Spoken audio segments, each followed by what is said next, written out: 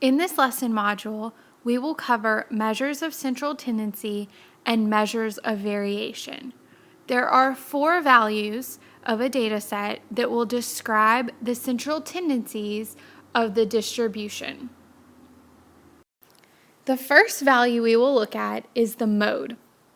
This is the value that occurs most frequently within a set. You can have no mode, exactly one mode, or more than one mode for a data set. It depends on the given values. Let's start with an example. The easiest way to find your mode, especially in a larger size data set, is to put all of your numbers in order. That way you won't make any careless mistakes. So I'm going to start this example by putting my list in order, and I'm going to cross off the numbers as I write them down in order so that I won't accidentally miss one and make a careless mistake in my work. There's also a way in your calculator to put a list of numbers in order, and I will explain that later so that if you have a list of maybe 50 or 100 numbers, it'll be much easier to put them in order because you can use your calculator instead of listing them all out. Okay, so we have our list of numbers. We're going to look through it and see which number occurs the most often. So when they're in order like this, it's really easy to see that. So 4 occurs 5 times. That's the number with the highest frequency in our list. So 4 would be our mode. This is an example where we have one number as our mode because we had one number that occurred the most often. Okay, let's take a look at another example. This list is a little bit smaller, but I'm still going to start by putting my numbers in order just to make sure that we don't make any mistakes. And then we will look to see which number occurs the most. Okay, so when we look through our list, we see that 10 occurs twice, and so does 12. Both of these numbers have the highest frequency, a frequency of 2, or occurring twice. So this is an example of a problem where we have 2 modes, because we have 2 numbers that occur the exact same number of times and have the highest frequency. So our modes would be 10 and 12. Okay, example 3. As you can see, I have already listed these numbers in order so that we could go ahead and take a look and see which number occurs the most. So looking at this list of numbers, each number occurs exactly once. So therefore, we don't have a number that has the highest frequency because they all occur the exact same number of times. So for this data set, we would have no mode. No number occurs the most because they all occur just one time. Another measure of central tendency is the median of a set. The median is the central value of an ordered data set. Now the word ordered here is really important. The median isn't just the middle number in a list of numbers. The list has to be ordered from smallest to biggest, and then you find the middle number. That is your median. And if you have 2 middle numbers, then you will find the average or mean of those numbers. You will add those 2 middle numbers together and then divide by 2. So for example, let's say that we had middle numbers of 5 and 7. Okay, those were exactly in the middle of our data set. To find our median, we would take 5 plus 7, add those 2 numbers together, and divide by 2 so that we found the average of 5 and 7. So 5 plus 7 gives me 12, divided by 2 would be a median of 6. Okay, so we're going to look at examples where we have 2 numbers in the middle and we have exactly 1 in the middle so you can see both scenarios. Okay, example 4. first thing you want to do when you're asked to find the median of a data set is to check and see if your numbers are in order. So if we look at this data set, they are already in order, so we're going to go ahead and find our middle number. So I like to either cross off numbers on each side until I find the middle, or if you have the values in front of you on a piece of paper or in your textbook, you can use your fingers to cover up the numbers and move inward until you find that middle number or numbers. So I'm going to scratch them off as we go. So we have 2 and 15 on the outside, 3 and 13, 5 and 12, 7 and 12, and we are left with one number in the middle.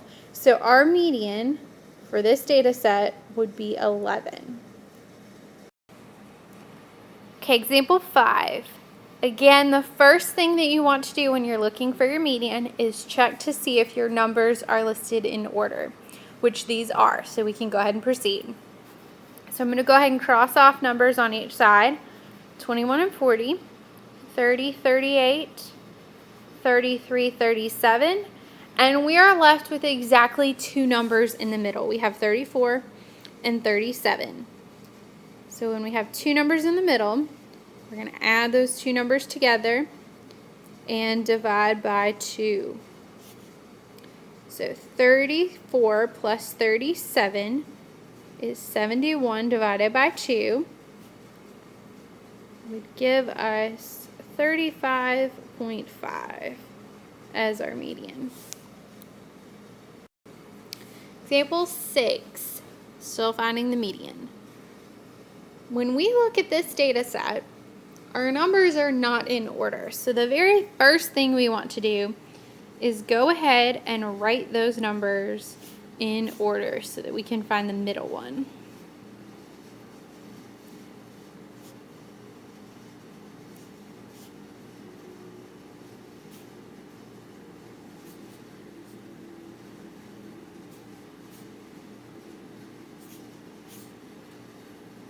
Okay, now that they're in order, we're going to go ahead and cross them off.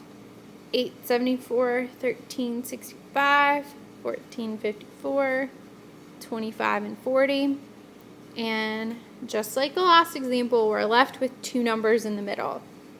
So we're going to take 29 plus 36 and divide that sum by 2. So we get 65 divided by 2, which gives us 32.5 as our median. The next measure of central tendency is the mean, which we've already discussed a little bit. Another term for the mean is the arithmetic average, or you've probably heard the word average. And the way that we find our mean is we add all of the numbers together and divide by the number of values listed. Now we have 2 new symbols that represent our sample mean and our population mean. So for the sample mean, when we just have part of a data set, not the entire group, the mean is denoted with an X bar, so an X with a line over the top. And if we are talking about a population mean, where we have the entire population's data and we have calculated the mean or average from it, we call that value the mu, and that's the symbol right here. It looks like a U with a tail or a line on the front, but you pronounce it mu. These 2 symbols will be very important in formulas later on because you will be able to tell, looking at the formula, if you will get your mean from a sample or a population. And it also, these values will help you determine which formula to use if your data set is from a sample or it is from a population. For this example, we will be finding the mean or average of a set of exam scores. The first thing you want to do is add together all of the scores, and we will divide this sum by the total number of scores. We have 7 listed, so we will divide by 7. Adding all of the exam scores gives us a sum of 561, which we need to divide by 7. this does not come out to be a whole number. Generally, in the set of directions for a given problem or set of problems, rounding rules will be given. We will discuss in detail later specific rounding rules for certain situations, but for now, if no rounding rules are given, round to 1 decimal place. So for this example, our average set of exam scores is 80.1. The final measure of central tendency that we will discuss today is the mid-range. This is a rough estimate of the average, and it's just a quick calculation to help you determine the estimate of your average about what your average would be for a data set. This value is very much affected by extremely high or extremely low values or outliers. The way that we calculate our mid-range is our lowest value plus our highest value and then dividing that sum by 2. So it's just a quick average of your minimum number and your maximum number to give you a rough approximation of your average. To find the mid-range, you need your lowest and highest number in a set. If you have a large list of numbers, it might be helpful to put them in order, especially if you have to find other values such as your median. But since this set of numbers is very small, we can simply look at the data and figure out our lowest and highest number. Our lowest number is 1 and our highest number is 8. So to find the mid-range, we will add 1 plus 8 and divide that sum by 2. That gives us 9 divided by 2, or 4.5 for our mid-range.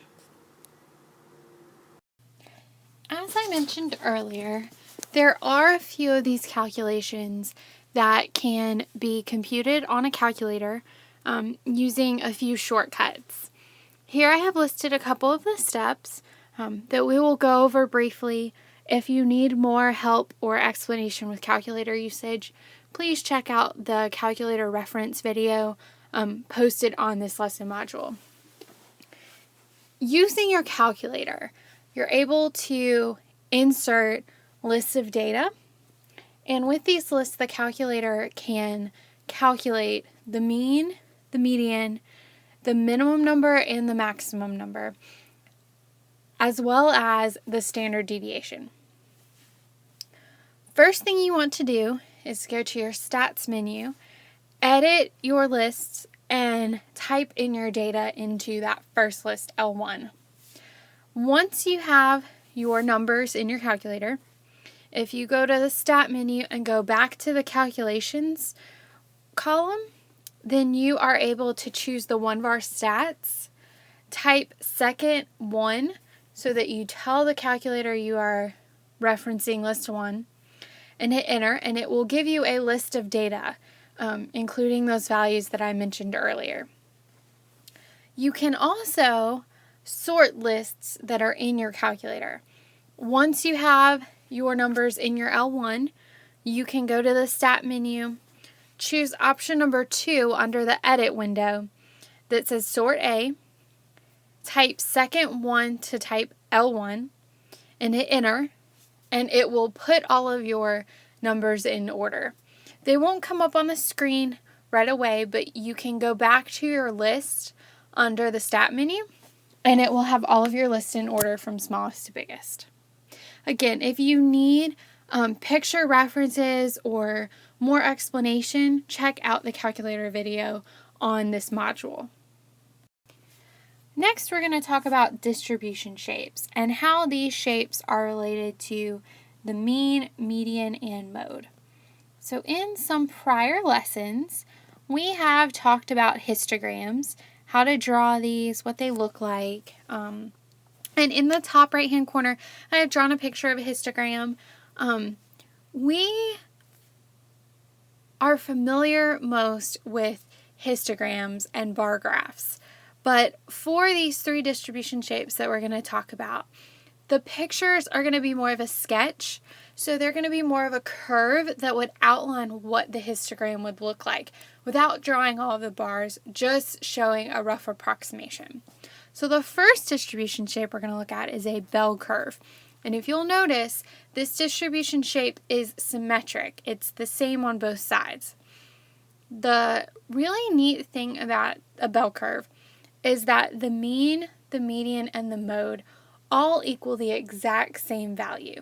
And on your picture, they fall right in the middle of your curve. They're at the peak of your bell curve.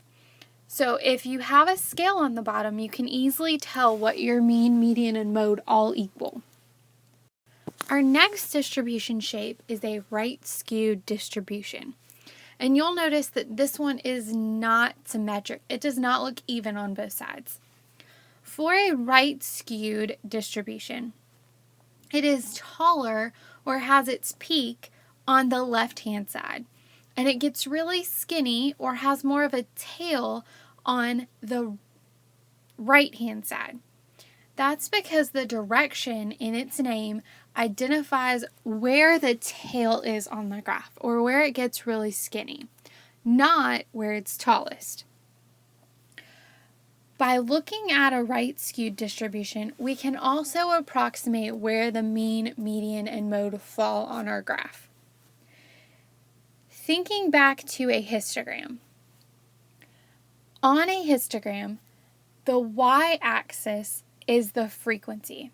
So it makes sense that in our distribution shape, the approximation of a histogram, the tallest point represents the mode.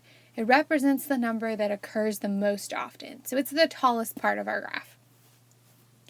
Our mean, since it's an average of all of our numbers, is a little bit more to the right in this picture because it's being pulled more towards the tail because our numbers are more spread out. They aren't all evenly distributed. And then the median falls in between the mode and the mean. Now on the right-hand side, I've listed that the mode is smaller than the median, which is smaller than the mean. This is a little confusing at first to some people because the mode is the tallest point of our curve. So that confuses students sometimes because they think it should be the biggest number since it's the tallest part of our graph. However, we have to think about this x-axis like a number line. We have smaller numbers over to the left and we have larger numbers over to the right. And in that description, over to the right, we are describing the value of the mode, median, and mean. So therefore, our mode is the number identified on our curve, the furthest to the left. It's the furthest left on our number line, so therefore it's the smallest value. Then our median is a little bit more to the right, so it's a little bit bigger, and our mean is even a little bit further right than the median. So it is a little bit bigger than both values. So to associate some number values with mean, median, mode, to make this a little bit clear, let's just say that our mode equaled 4, our median equaled 5, and our mean equaled 6 for a given set of numbers. Therefore, the mode is the smallest value because 4 is the smallest number out of those groups, and 6 is the largest number. So the mean is greater than the median and the mode. This is for a right-skewed distribution. The last distribution shape is a left-skewed distribution. So this is the opposite of a right-skewed. Its tail, or where it gets skinny, is on the left-hand side of your graph. Again, your mode is at the tallest point of your curve. It's at the peak. Your mean is more to the left. It's more to that tail because it's being pulled down. It's the average. And your median is in between those two values. In this case, again, thinking about this line on the bottom as your number line, your mean is the smallest number because now that number is the most to the left. Your median is a little bit bigger than that, and then your mode is the highest value. So again, using our same numbers as before, Maybe you have a mean of 4, a median of 5, and a mode of 6. Because in terms of a number line, your mean would be the smallest number and your mode would be the highest number.